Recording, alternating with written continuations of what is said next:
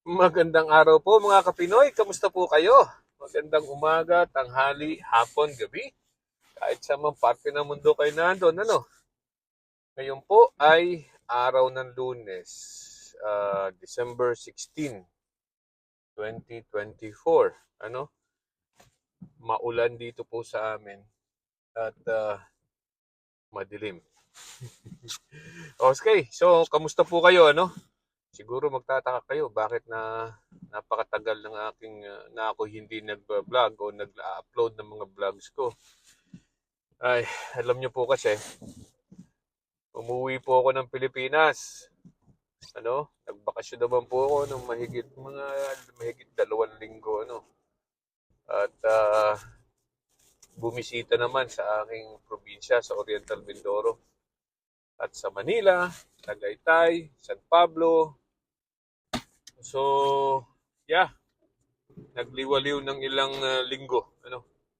Bumisita ng mga bumisita sa mga kaibigan, kamag-anak, at kung ano-ano pa. Ah, so ako ginagawa ko po 'yan usually every 2 years, ano. Umuuwi ako ng Pilipinas, binibisita ko yung aking mga dapat bisitahin. Titingnan ko yung mga ari-arian natin diyan kung naandun pa ba. Okay, so yeah, nakikita po natin ang pagbabago ng Pilipinas. You know, every time na ako uuwi, laging may bagong sumusulpot, ano,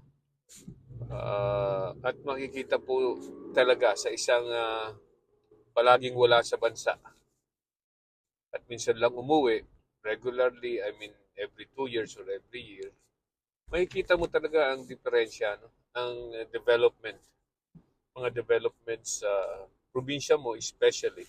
Kasi sa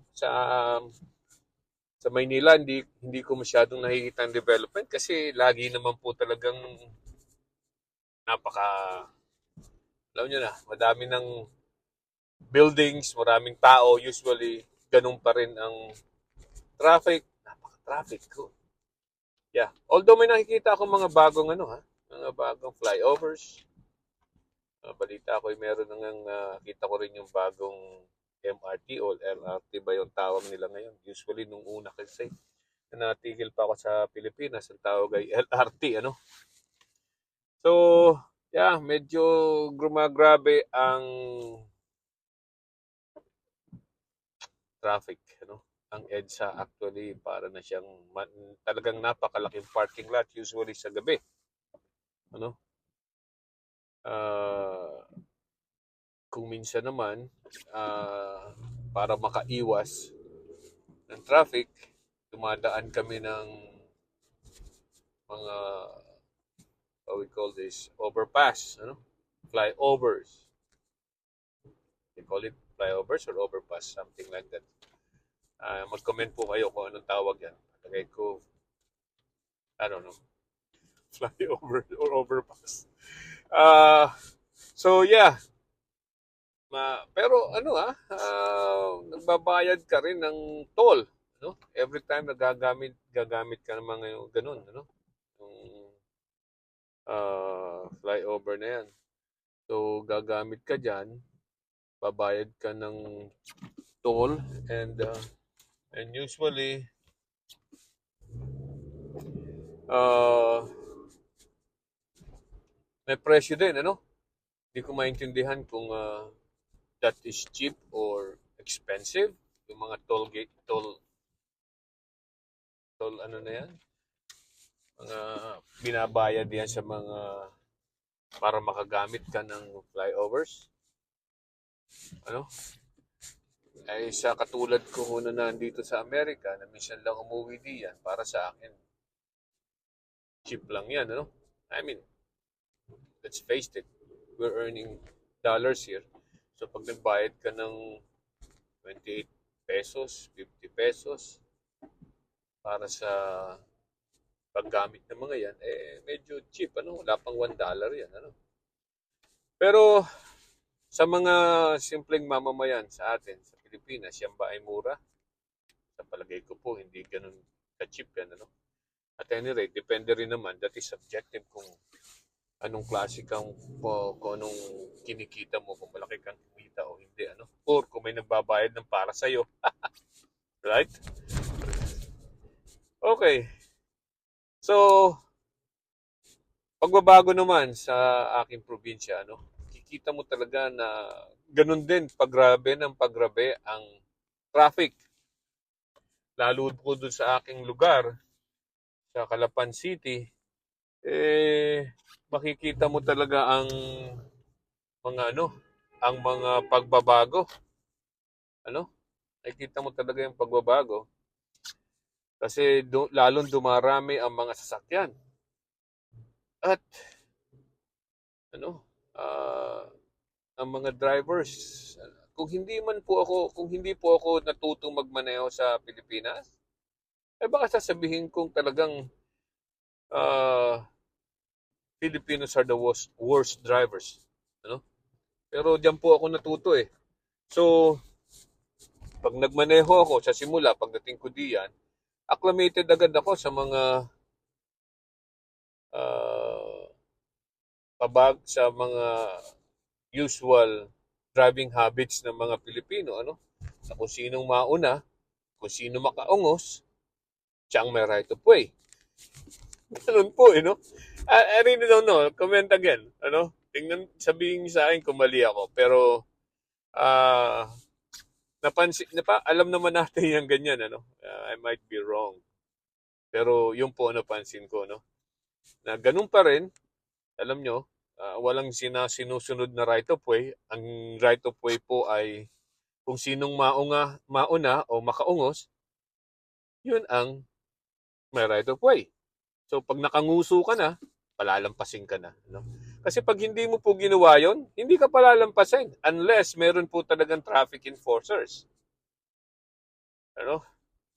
So, yeah, it's a big difference po dito at saka sa Pilipinas when it comes to driving habits ng mga Pilipino. Ano? Dito hindi mo pwedeng gawin yun. Dito sa Amerika, you really have to abide with the uh, rules, driving rules, ano, dito. Or else, lagi kang may ticket. Yung pong ginagawa natin na makaungos ka lang, ikaw na ang may right of way, tapos ka po. Ticket ka. Or yung mga four-way stop, siyempre, alam naman natin ang rules dyan sa four-way stop. Sa atin po sa Pilipinas, wala pong four-way stop eh. Kaya nga po, yan. Kaya nagkakabuhol-buhol, ano? So, meron pa nga po doon by the way, may napansin ako, no?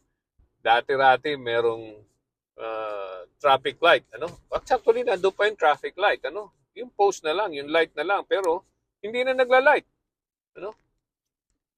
So, natanong ko doon sa aking kababayan, sabi ko, meron ditong traffic light before, sira ba yan? O ano? Sabi niya, hindi, talagang inalis yan kasi mas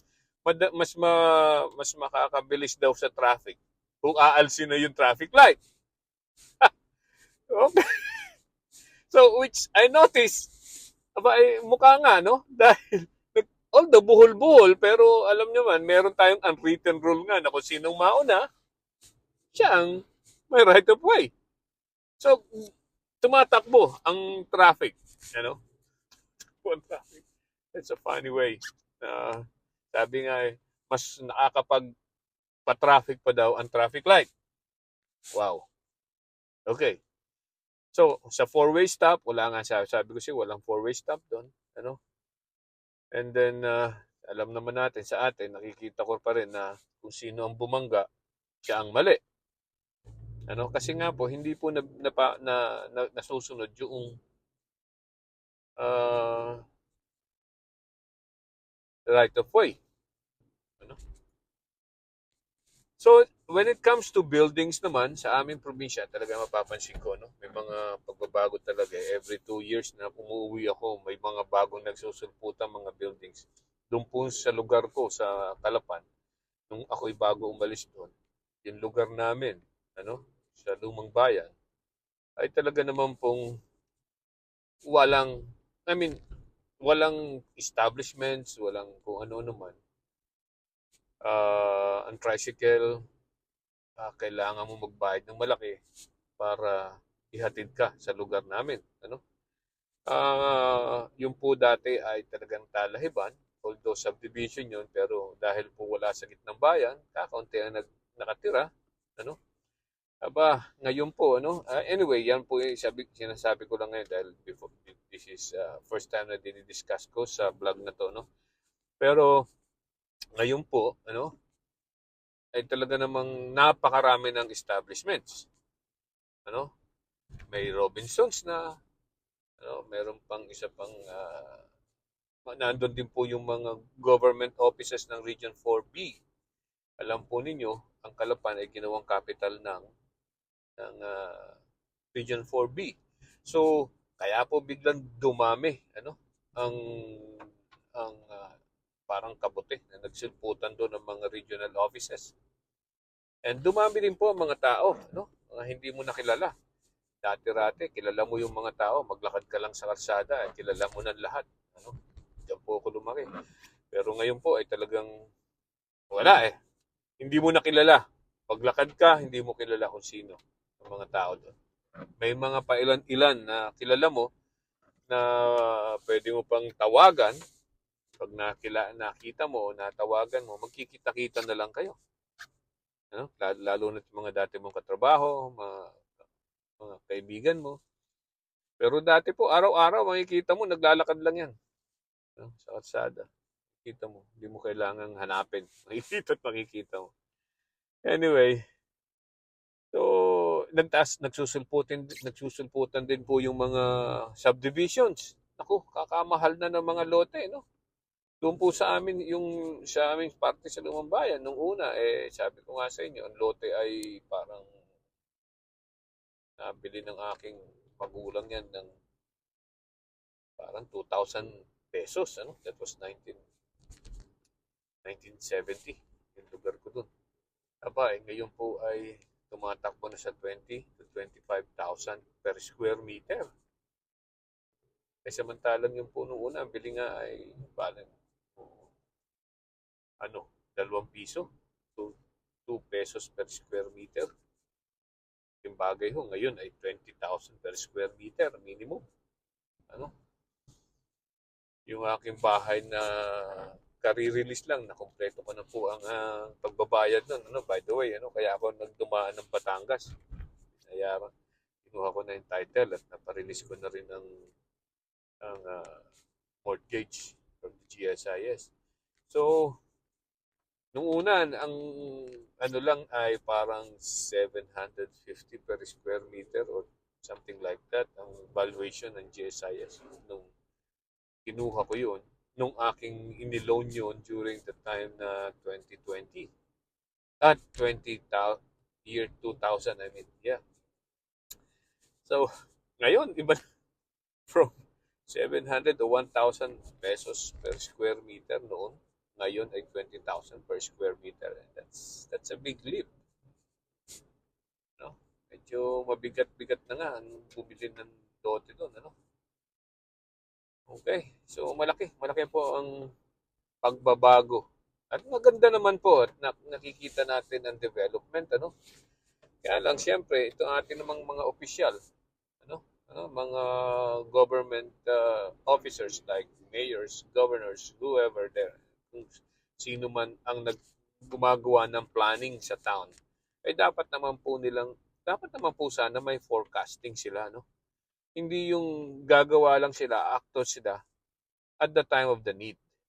Kailangan po ay pag gagawa sila, for example, gagawa ng karsada, lakihan na nila because katulad nung sa amin sa probinsya, doon nga sa Calapan, nung ginawa po yung tinatawag namin na C5 road from Calero to Cinco, C5 road.